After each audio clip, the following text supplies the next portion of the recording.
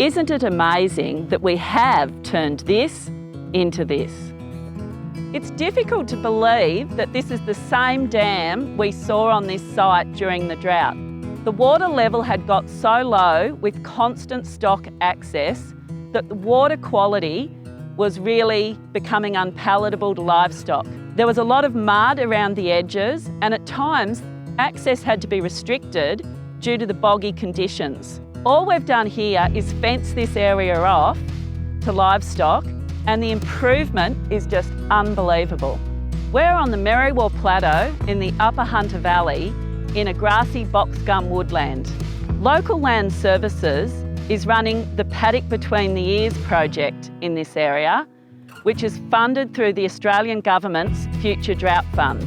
We're looking at building drought resilience in the local community, and one of our activities is setting up eco-action sites around the area just like this one. Today we're at the Gundibri Eco-Action Site, which we last visited 12 months ago. At that time, stock had access 24/7 to this dam, and it's just amazing to look at the difference over the last 12 months since we've re-fenced 2 hectares around this area. This has included the dam behind me and the inflow on the upper side. The difference is that water flowing across the landscape now has a natural filtration system coming through the plains grass.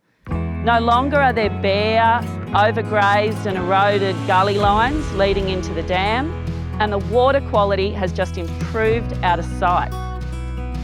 The dam obviously has had a number of large rainfall events over the last 12 months, which have been perfect for re-vegetating the area.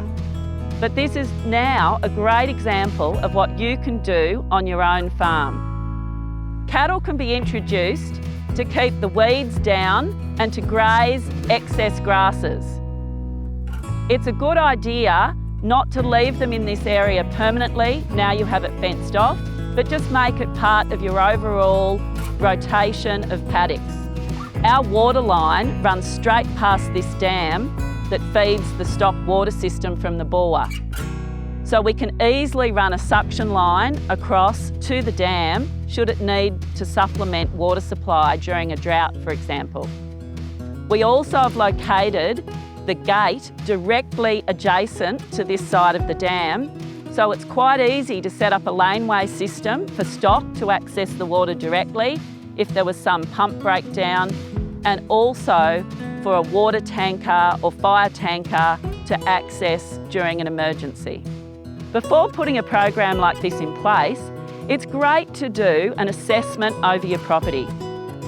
Review all your existing farm dams, your creek lines, your water holes, and just assess which one of these are critical to the operation of your property and where they could be better managed.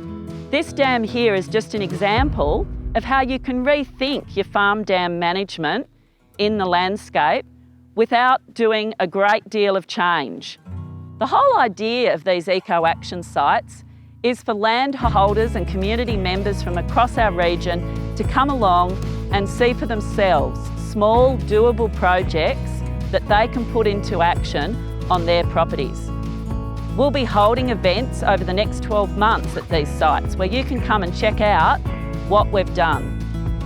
Contact Local Land Services for more information at your local office to find out what eco-action sites are available in your area in the Hunter.